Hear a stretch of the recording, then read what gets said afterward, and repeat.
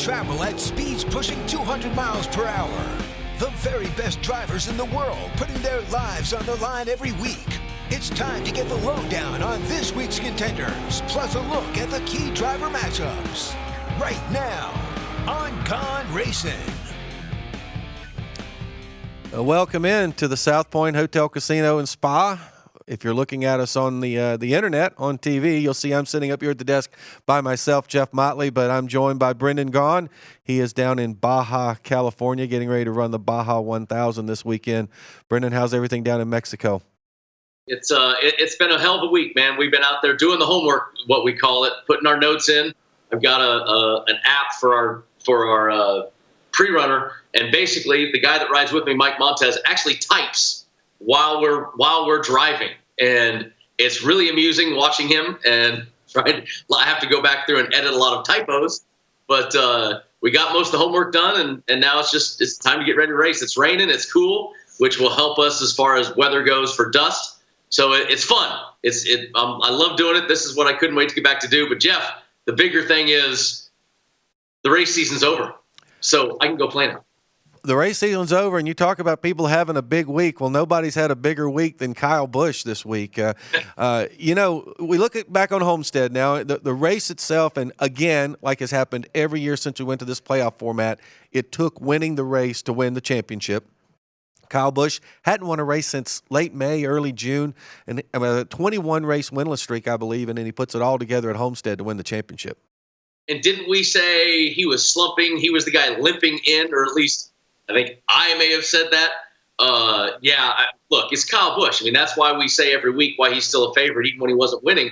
That's a slump that I would pay for. He wasn't winning, but he was doing everything else. And how about they're the only team that didn't make a mistake, Jeff? And that's amazing to me. I never expected to see Martin Truex Jr.'s team make a mistake and putting the wrong side tires on the front. And he got a very lucky break that John Hunter Nemechek caused a caution that got him back on the lead lap. But that you don't expect out of a Cole Pearn-led crew.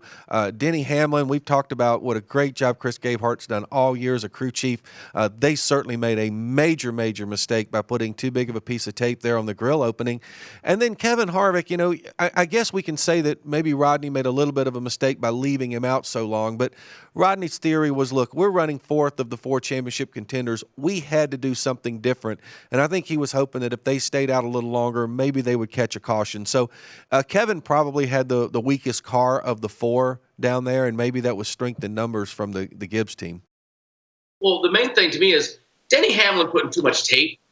Okay, that happens. A guy, he reaches down, he sticks tape on there. Maybe he got a little too much, on the grill that he was wanting. That can happen. Putting the wrong side tires. The last time I remember doing that was Winston West Series in 2000. Those guys at that level don't put the lefts on the rights on the left.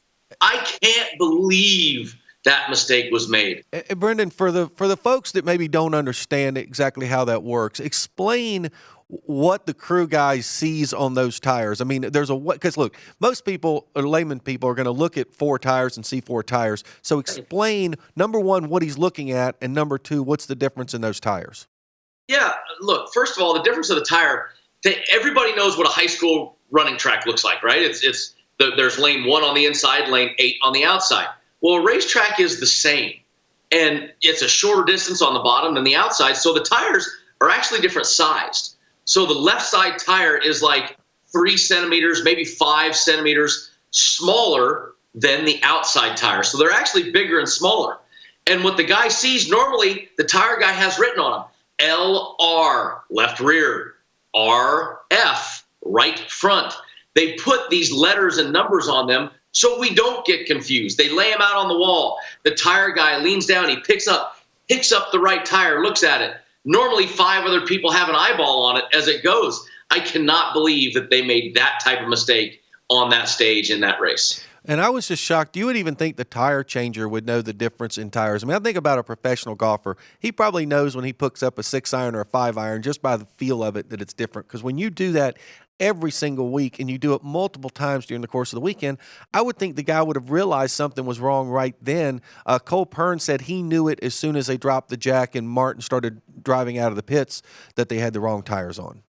Yeah, I mean, I don't get it. I mean, back in the day when you had guys that were younger guys, used to put big arrows. I mean, we literally put an arrow the size of the entire tire which way it was supposed to go, so it didn't get put on backwards.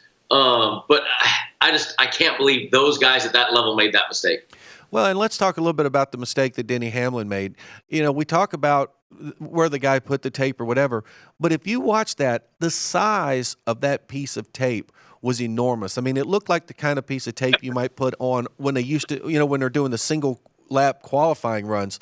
Why would they even have manufactured a piece of tape that big, knowing that even if it was covering half the grill, that it was going to be a problem? You know, look, we weren't Cole Perm. We weren't seeing the data that Cole sees, so I don't know.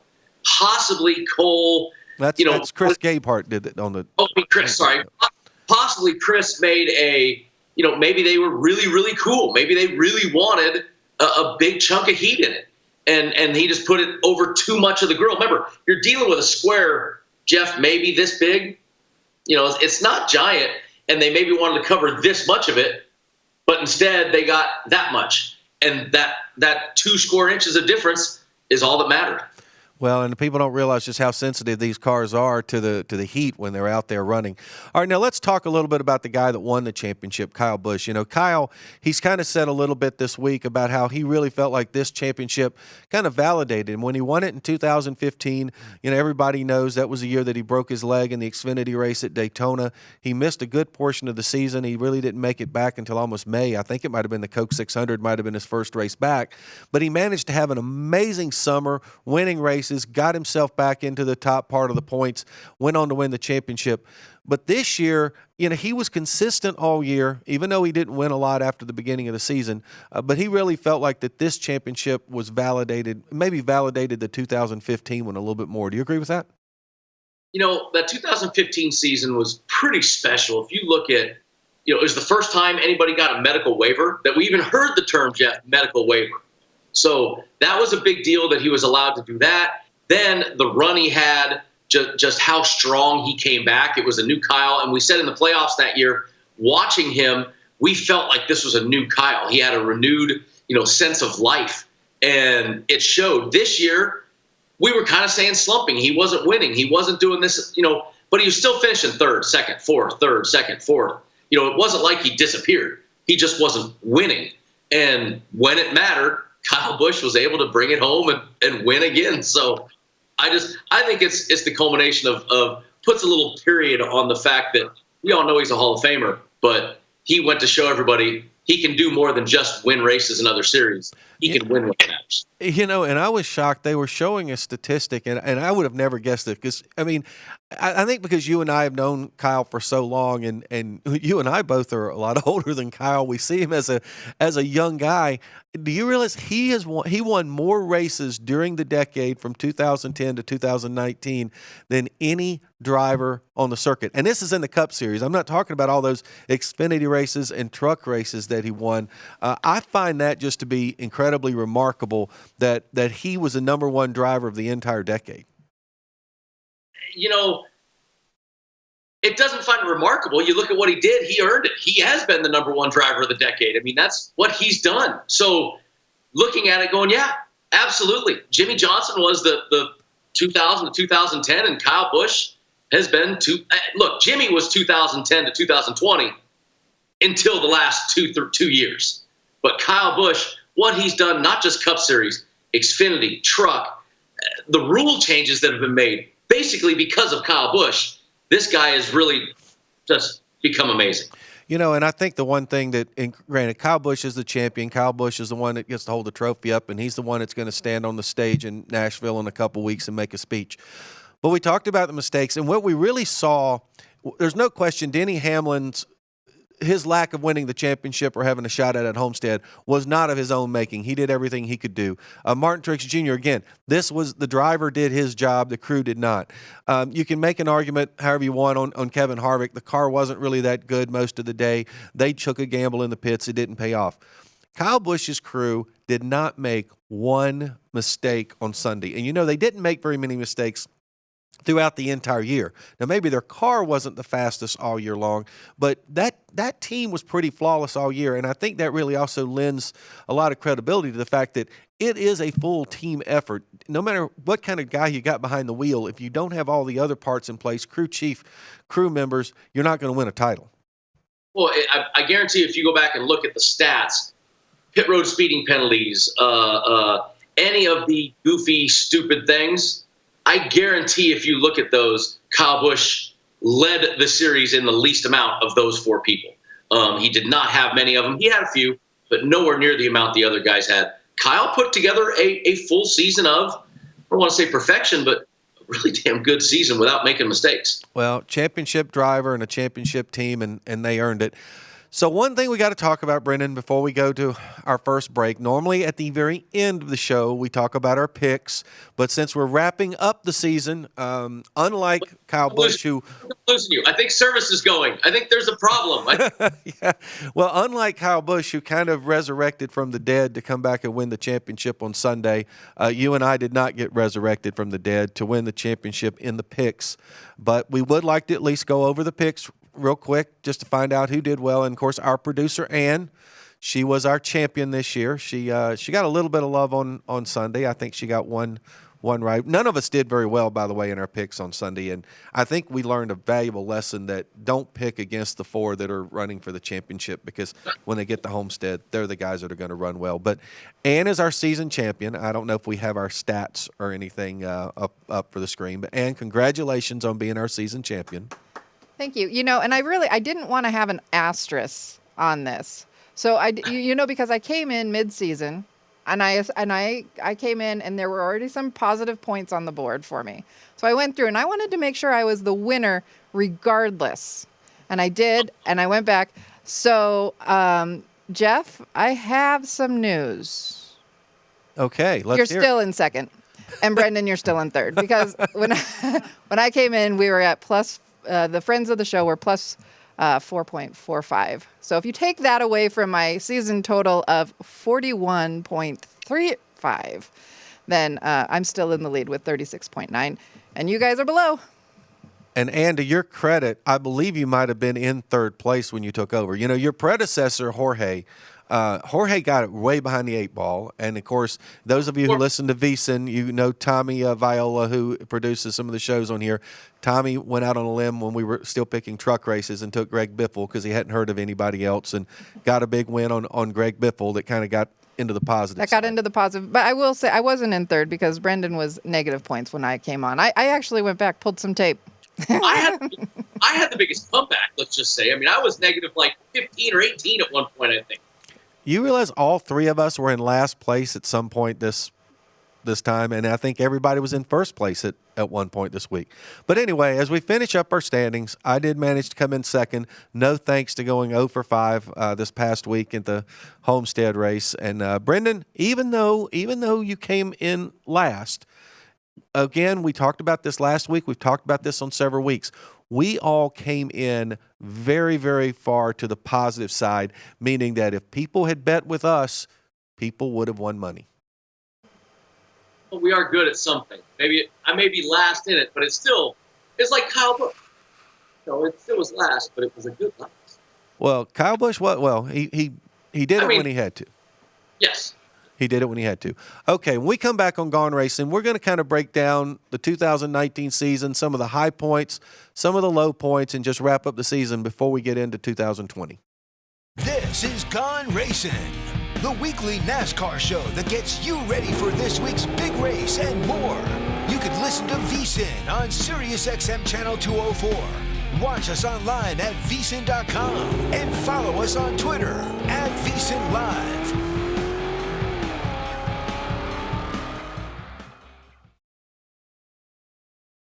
Welcome back to our weekly NASCAR show, live from the sportsbook at the South Point Hotel and Casino in Las Vegas.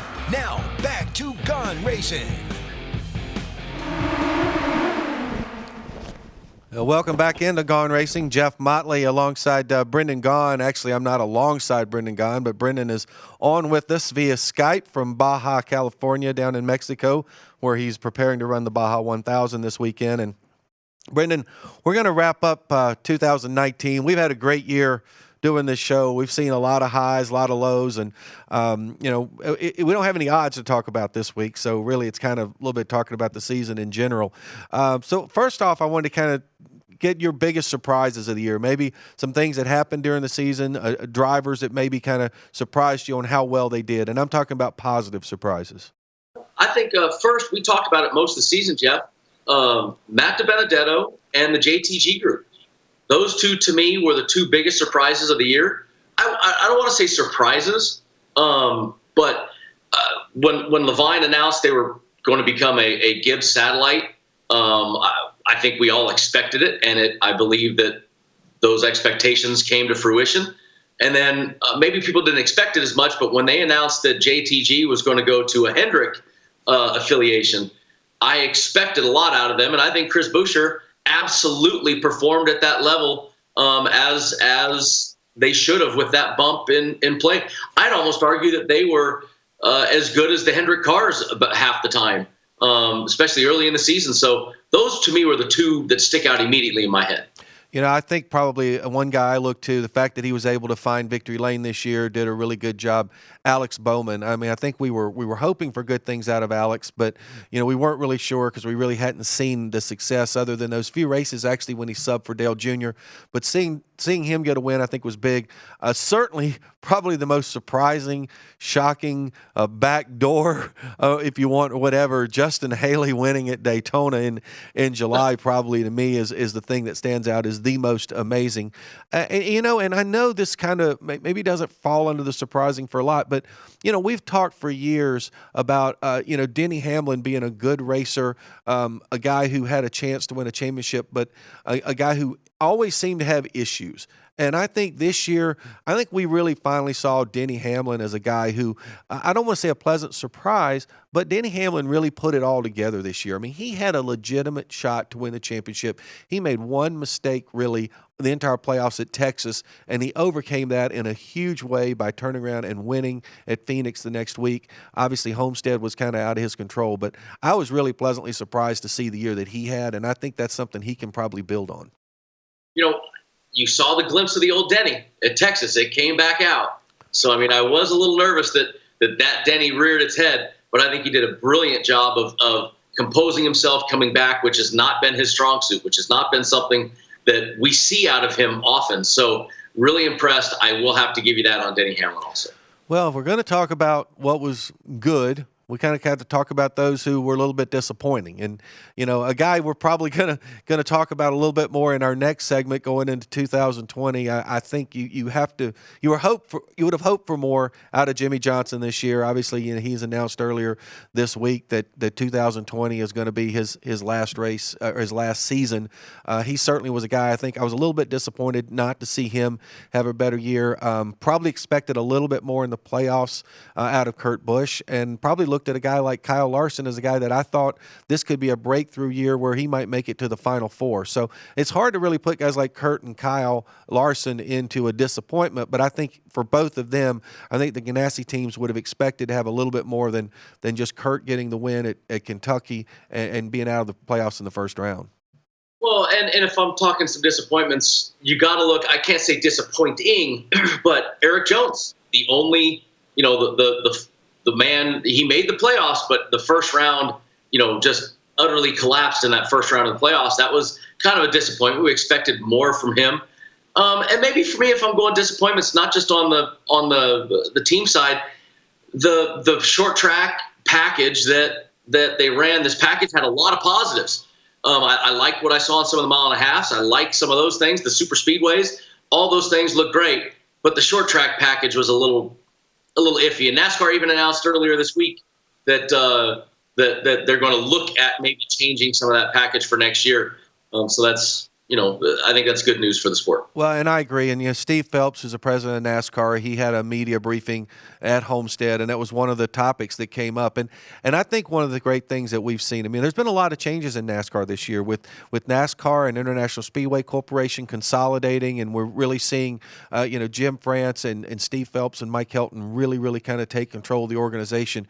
And I think we've got guys in there now who they kind of understand the racing side of it and they understand the business side of it. And I think when they see things that need to be addressed, look, they don't want to see a guy with a 12-second lead at Phoenix. They really probably didn't want to see the guy who won the championship have a 9-second lead with 10 laps to go and win by 5.5 seconds at Homestead. They probably would like to have seen that be a closer race. And I think these guys see that, and they know there's certain tweaks that need to be made as they move into 2020. And, of course, it's been well documented. We've got a new car coming in 2021 that could make major changes.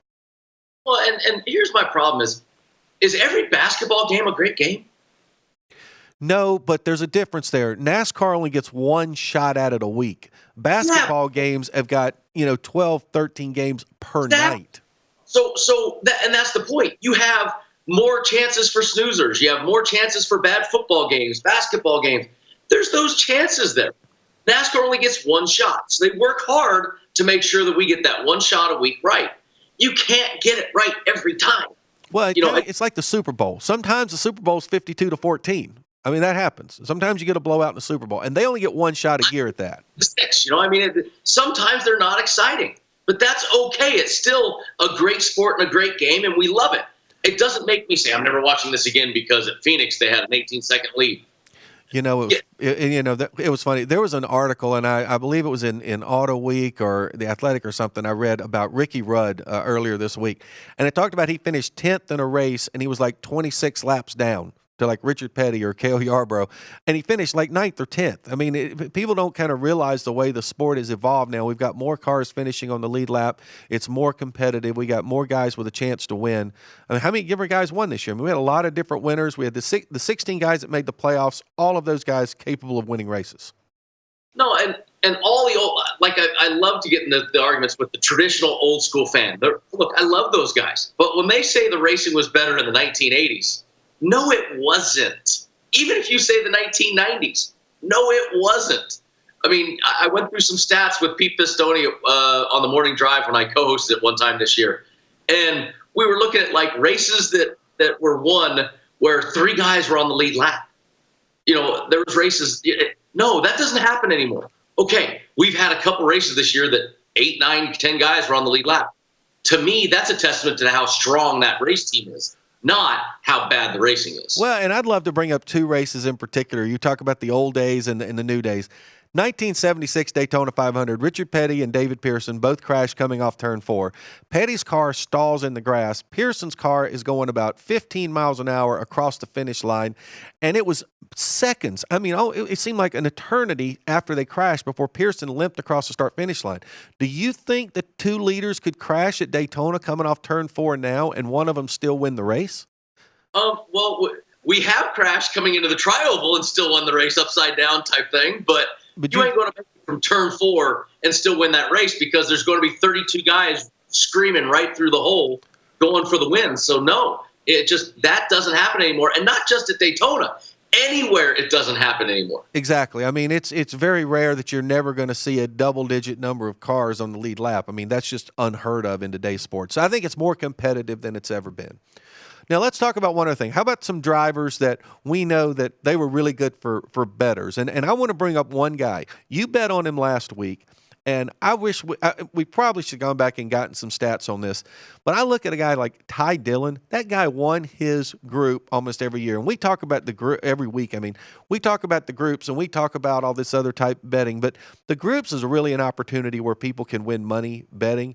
And when you can find a guy like a Ty Dillon who, while he is not going to finish in the top 10 a lot in a race, he was winning his group an awful lot. And like I've talked all season long, what television needs to do is embrace that gambling side, Jeff. We're a broken record. We talk about it. But you could have added Ty Dillon and talked about him 100 times winning group. You could have talked about Ty Dillon, Ryan Preece, Bubba Wallace, and insert the random 4th guy into that group F every time. and you could have got them TV coverage, and you could have won money. And maybe could have probably sold Geico on some sponsorships. That's what I mean. It helps the sport as a whole if TV buys into it. But Ty Dillon was a big winner for the bettors. I think Matt Ann Goldstone definitely knows this one, and we do. Matt DiBenedetto was a huge boon for bettors this year. Chris Buescher was a huge boon for bettors, so much so that the Westgate stopped putting him in a group because they didn't know where to put him anymore. They couldn't handicap him. So I think Chris Buescher, Matt DiBenedetto, and Ty Dillon are the three that immediately come to mind. And the fourth one, which is because we both won some money on him before they started changing his odds, Alex Bowman. Yeah, Alex and Daniel Suarez. I think Daniel Suarez was a guy who also was able to get some groups. And on the other side, it was interesting. Our champion, Kyle Busch, a lot of people made money actually betting against Kyle Busch because he did struggle. And again, we say struggle. Kyle Busch did not struggle by anybody's comparison except his own comparison. But a lot of times Kyle Busch would lose some of those head-to-head battles because guys would win the race and he would finish third or fourth. Well, he's always in Group A. Kyle Busch, I think this year maybe there was 1 week he wasn't in Group A.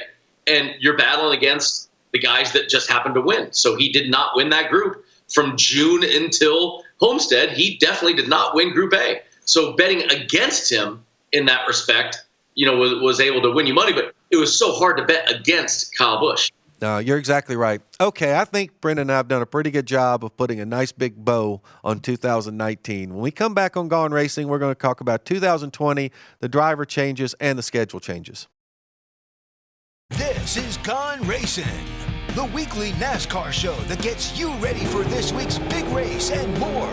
You can listen to VSiN on SiriusXM Channel 204. Watch us online at vsin.com and follow us on Twitter at VSiN Live.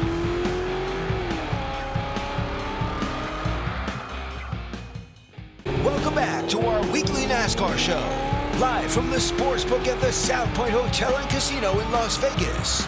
Now, back to Gaughan Racing.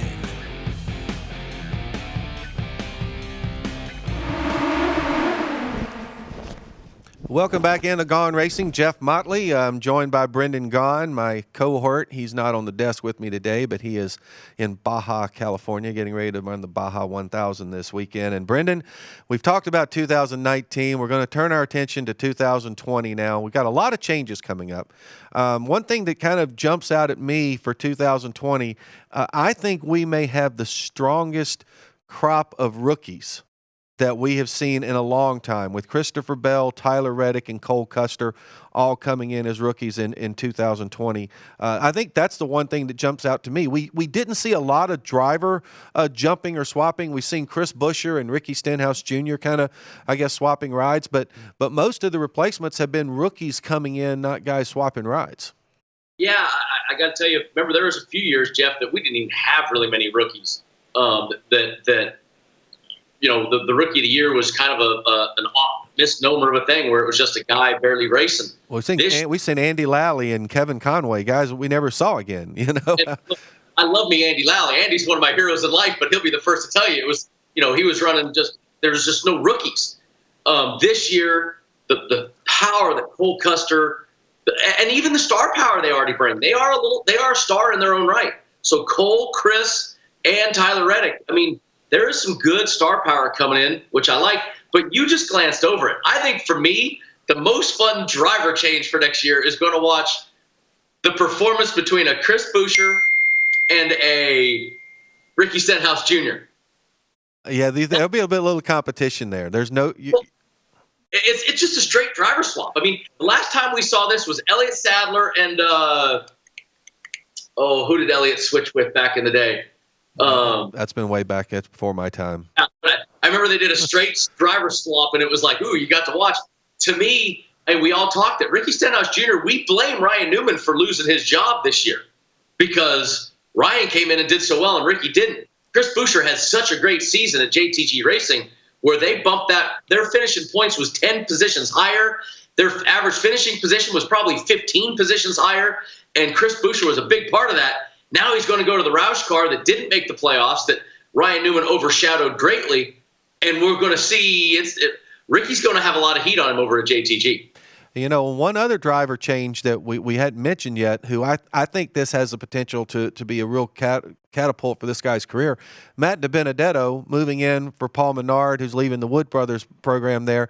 Matt has proven himself every step along the way, and every car he's gotten into has been a little bit better. And I think the Penske support that the Wood Brothers get, I mean, he's really, really going to become like a fourth Penske car, I think, out there. I think that Matt D is a guy a lot of people should keep an eye on next year. Look, I love Paul Menard, dear friend, really proud of him and the decisions he makes. But I'm really excited and happy for Matt DiBenedetto. That Woods Brothers team is really the fourth Penske team. They're in that shop. They work with a lot of stuff in that shop. And I see great things coming from the Matt DiBenedetto Woods Brothers partnership there. I think this is going to be a great year for Matt. And I think, I'm going to say it now, Jeff, and Ann, record this. We're going to see the Woods Brothers in victory lane in 2020. I think a lot of people that have been longtime race fans would love to see that. And one thing we didn't mention about these rookies, they're all three going into really good equipment. I mean, Cole Custer is going to be a Stewart-Haas driver, is replacing Suarez over there. Tyler Reddick, they're going to bring his entire Xfinity crew to Richard Childress. And I think we saw, Austin Dillon had a good run at Homestead. I think we've seen a little bit of movement at that team is getting a little bit better. And certainly Christopher Bell, while he may be racing for Levine Family Racing, I think everybody knows he really has become a fifth Joe Gibbs car. We know the amount of effort that Gibbs is going to put into that team. So these guys are actually getting into really good race cars with really good teams, and I wouldn't be surprised to see one or more of them actually win races next year. The power of race team these kids get the jump right into is unbelievable. Levine, don't think of it as Levine. This is the new Furniture Row, if you want to call it something. That is what Levine is, and that's where it was supposed to be going, and it did. And that's the culmination of it. Chris going over there, even his crew chief going over there. So, I mean, that's huge. Tyler Reddick going into, RCR saw small gains, and Daniel Hemrick and Austin Dillon both had good runs at Homestead. So that bodes well for Tyler going into that. But Cole Custer going into, a powerhouse organization like Stewart-Haas. I mean, these are big deals for these guys. I mean, even Matt DiBenedetto, getting into Woods Brothers, these are big, huge monster teams with pretty darn good drivers going into them. And then one other driver thing we would be remiss if we didn't talk about, because it was just announced day ago. Jimmy Johnson, 2020 is going to be his final season in NASCAR. He's announced his retirement at the effective end of next year. He's going to go one more try for 8. Any chance? Look, I don't ever put anything by Jimmy Johnson. I know that we've been, it's been a bad year and a half, and it's not been Jimmy's normal, but he's still Jimmy Johnson. He's still the guy that can get it done. I think that the Hendrick organization needs a bump as much as Jimmy Johnson. They've got to come a long way still. It's interesting. Hendrick doesn't have a full-time Xfinity team, and we know that they work closely with JR Motorsports over there. How many guys you think during 2020, especially for the first half of the season, are going to feel like they're auditioning for the 48 car? There's going to be a lot of people, chomping at the bit, salivating to say, hey, what better ride than, some people might be scared. Do you really want to follow, Jimmy Johnson? It maybe makes you go, maybe I don't want that ride. But I think there's going to be a lot of people out there looking all year long. I think Rick Hendrick's phone is going to be busy. But, one thing I know about Rick Hendrick, Jeff, he already knows who he wants in that car. Yeah, I figure he's got a plan. Now, the other big change we got coming for 2020 is the schedule. We've seen a lot of changes of schedule. Probably the biggest part of the schedule is that the season is going to end at Phoenix next year as opposed to Homestead. The playoffs next year, they're going to kick off at Darlington with the Southern 500. But, Brendan, I think the biggest, most exciting part of the changes to the schedule is that the last regular season cutoff race in 2020 is going to be at Daytona. I'm glad you mentioned that one as your favorite, because what better place to give a last-minute Hail Mary? That's the Hail Mary place. You've got Daytona. You've got teams like mine that can win that race. You got teams like Front Row that can win that race. Heck, we had the Premium Motorsports car with the 77 win that race. So, that's a deal that I think that everybody's looking at going, okay, one last shot. Maybe you're missing the playoffs by just a little bit. There's one last shot to make that playoffs. I think that's going to make Daytona, not that it's not exciting enough, that's going to make it even more exciting. And another thing probably that has sort of been missed on some people, the playoffs themselves have changed. Like I said, we talked about they're going to open at Darlington instead of opening in Las Vegas where we do this show.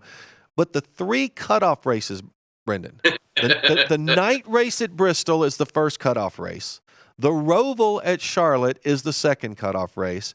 And then Martinsville, the shortest track on the circuit, is the cutoff race before they get to Phoenix for the season finale. A completely different world of cutoff races than what we've seen in the past. I think NASCAR looked at this schedule, looked at this opportunity, Motley, and went, I think they were laughing when they made this, like, oh, we got them now. I think they looked at it and went, where can we really screw things up? I mean, like, but, really but in a good way, though. I think this is exciting. Yeah, no, I don't mean in a bad way. I mean, where can we really make this? I mean, come on.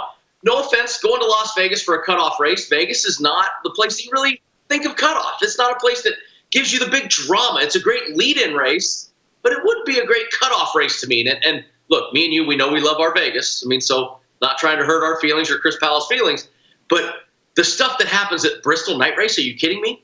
The paybacks that happen, the fact that it's the Bristol night race, the adrenaline, everything that goes with it. That's a brilliant move. Martinsville, brilliant move.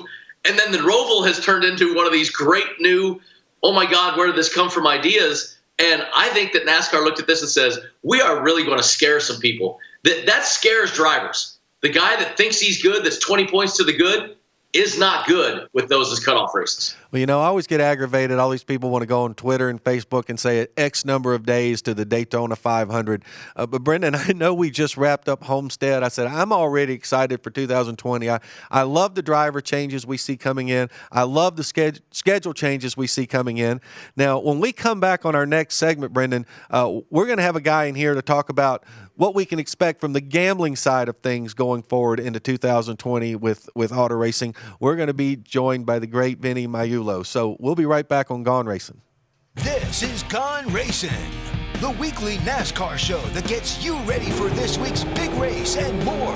You can listen to VSiN on SiriusXM Channel 204. Watch us online at vsin.com and follow us on Twitter at VSiN Live.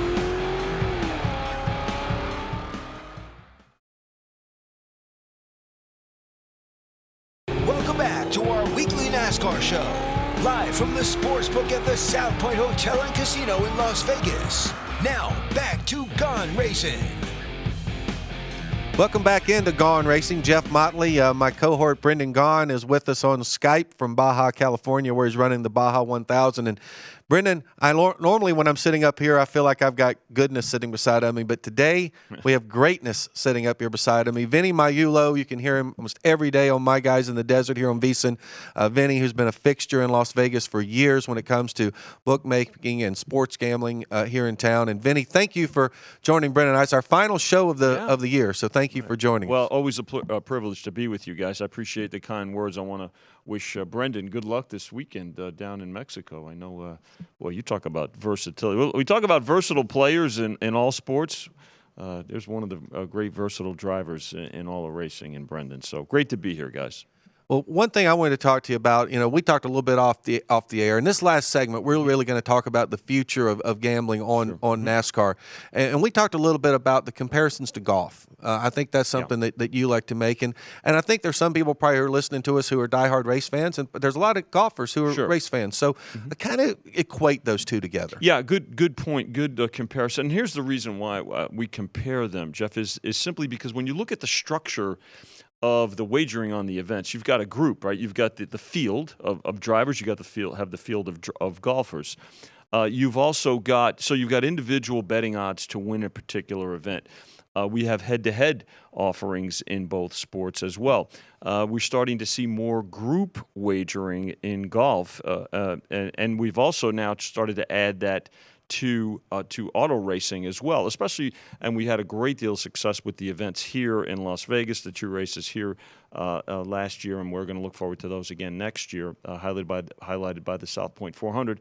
And definitely where now in golf, we've started to add top 5 or top 10 finishes. I'd like to see us be able to do that, and we're considering that for NASCAR as well. And then now let's look at something that I think is tailor-made for both sports. One of the fastest growing areas of betting interest in our industry is in-game, where folks have the ability to get an adjusted price, or whether it's a point spread or a money line or a total, whatever the case may be, on a game that's in progress, and they will lock in that price for the remainder of that particular game and the result of that game. Well, I think with some technology advances that we hope to be forthcoming, including television, which I know we're going to get to in a moment, I'd like to see where perhaps we can start adding that feature to the NASCAR betting menu, because I think it'll be very positively received. Vinny, have we seen a rise in NASCAR handle as a whole this year? We know all the states that we're going to get into, but have we noticed a bump in the straight handle of betting for NASCAR this time? Yeah. Personally, as we're talking about it, I think we're trying to help it. Yes. But is it on the books? That's a great question, and an important question, I think, for both, especially NASCAR, quite frankly, because folks will tend to view an event. Obviously, if they're there, they enjoy also having an investment, if you will. They enjoy having a bet on it. We've seen an uptick, especially, Brendan, for the races here in Nevada. In fact, the 2 races that are here in Nevada in March and of course the South Point 400 in September, those races will have at least 25% more handle because they're here. Anytime there's an event here in Las Vegas, obviously the handle is up, whether it's a ball game or a boxing match and things. But we've seen the same trend continue with NASCAR as well. So I think that the more coverage there is, then that will also help the handle. But we've seen an uptick in NASCAR handle, and I think the expanded menu has helped that as well. And you mentioned earlier, talk about TV. How do you think maybe TV coming to embrace the gambling on NASCAR more? How will that both affect more people wanting to bet on the races, Sure, as in addition to more people maybe watching the races on TV and helping their TV ratings? Right. Well, I've seen Brendan in particular talking at a venue, and certainly here. Again, I'll use the South Point 400 as an example, where now there's an open dialogue about the betting portion of it. Obviously, listen, it's regulated, it's controlled, it is taxed, it's all the above, and I think folks have a much more comfort level with it, and like all sports wagering, it's become more mainstream. So, and people are more familiar with it. With television, I think if it's incorporated within the broadcast, including updated odds. So let's say we go to in-race wagering, you've got a portion of the screen which has the positioning of the cars. Well, if there's another opportunity to, say, have an updated price on drivers, updated odds, I think that will certainly add to it. Definitely create some impulse buying, if you will, for the folks that are viewing it. Well, you mentioned that the TV coverage is getting better, and we need to work on that still. I still work hard with the TV networks trying to get them to do more. We talked about Ty Dillon and these guys that don't get coverage, what it would do for the sport. But you talked about the states that get it, and the bump that Nevada gets, 25% bump in handle just in our races. Well, I mean, look, Dover, Delaware had it inside the racetrack. We talked to those folks, huge numbers for their betting. All these states that have legalized it, and I don't know what we're up to now, Vinny, you do, but that's huge for these tracks that have legalized sports betting in those states. That 25% could be even larger the more accepted this gets. Terrific point. There are now 13 states, including Nevada, that do have a form of legalized sports wagering. And I think Brenda brings up a great example. The fact that at Dover, which is one of the states, obviously, that I referenced, has legal sports wagering. They have it right on site. Now, technically, you have it on site here in Nevada because of the mobile apps. But if you have kiosks, and if you've got, say, a little bit of a counter aspect, now you've got all the aspects. If you've got the walk-up business, and you've also got the mobile business as well. So, years ago when I was running the book at Caesar's Palace and at Wynn, whenever we had an event on site, we would create literally a satellite sports book at the event. So we obviously had it inside in the casino, but we also had satellite wagering right outside, adjacent to the arenas. And the impulse buying for that was phenomenal. Now you add the ability with folks to have the mobile apps, that 25% I mentioned will be low. That'll only increase in terms of the wagering handle. Well, one term that we hear a lot, because those of us who follow horse racing a little bit, we hear the word parimutuel. Yeah. Is that something that you can see down the road, be it a year from now, 3 years from now, being introduced into NASCAR? Is that a possibility? Good question. And I've spoken at length with Brendan about this on numerous occasions. We did try it. I mean, there was U.S. Bookmaking had a feature here in Nevada. It's been tried a couple of times. The difference between horse racing and sports wagering when it comes to gambling, parimutuel has always been that way, where there's a fixed takeout, and the bettors are betting amongst themselves. You're always going to get an adjusted price, though. You see, when you purchase your ticket, you have a pretty good idea what your payout or your win amount is going to be. But then that could change, though, up until the event, in the case of horse racing, the race goes. Folks like the idea of when they get a sports ticket, when they see that a driver is 5-1 and they've got $10 on, they know they're going to get back $60 with that $50 profit. They like that, and they've come accustomed to it. So I'm not going to say that it won't happen if there's a way for it to coexist. We did have them coexisting, and the overwhelming response was to the fixed odds wagering, which is fine. Now, if we can expand and the considerations for the offerings that we're talking about, then I think that'll continue to grow. We've talked about a lot of sports leagues. Everybody loves to talk about what they do to try to spur betting, and originally what they did to fight betting, now what they're doing to spur it there. And all of them do something. And Vinny, you know me, I'm a little outspoken on certain things. And great. I think a lot of it is no. phony baloney crap. They're trying to just get money. It's just a money grab for a lot of them. They're trying to get. Mm-hmm. But NASCAR did something unique this year. They partnered with a betting app to try to give that in-game you're talking about and do it themselves, because NASCAR has that technology in the control room, in their races. They are the only place that has all this data that really gives access to doing an in-game. I think NASCAR is embracing the crap out of betting.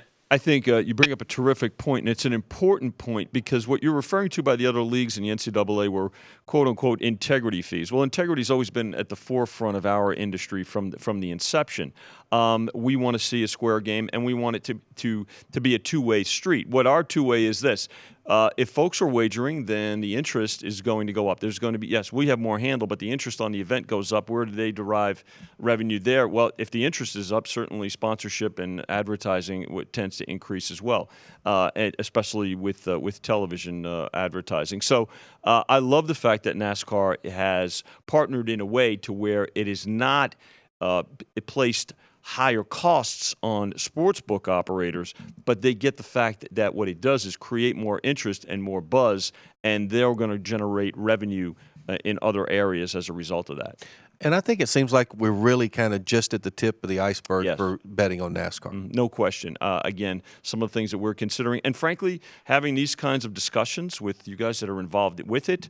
We were out at Las Vegas Motor Speedway last year, Brent Musburger and I, and having conversations with folks there. So we utilize these opportunities, frankly, as great learning opportunities for us, talking to people and seeing what they want, and we'll try to expand that wagering menu based on these types of discussions. Well, Vinny, I know from Brendan, from both of us, we can't thank you enough for coming in, because we kind of you're our expert.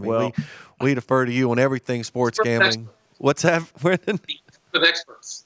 Yeah. But we've got less than a minute left in what is our final show of the year before hopefully we'll be back next February. Brendan, give you an opportunity to let everybody kind of know your schedule for this week, that you are running the Baja 1000. Baja 1000, you can follow it at scoreinternational.com, and then no fantasy racing preview. So you just got Gaughan, Racin, and Baja. So follow it. Thanks, everybody, and happy Thanksgiving to all the folks out there. We'll see you next season. Well, we're going to look forward to seeing Brendan run at Baja. You know, we'll also see Brendan back here in just a couple months running in the Daytona 500.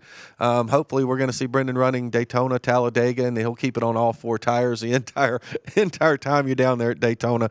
But anyway, from all of us here at Gaughan Racing, like I said, we've had a great year in 2019. It's been a great NASCAR season. Vinny, thank you again for coming in. We hope to see you again next February when we kick off the 2020 season. This is Gaughan Racing, the weekly NASCAR show that gets you ready for this week's big race and more. You can listen to VSiN on SiriusXM Channel 204. Watch us online at vsin.com and follow us on Twitter at VSiN Live.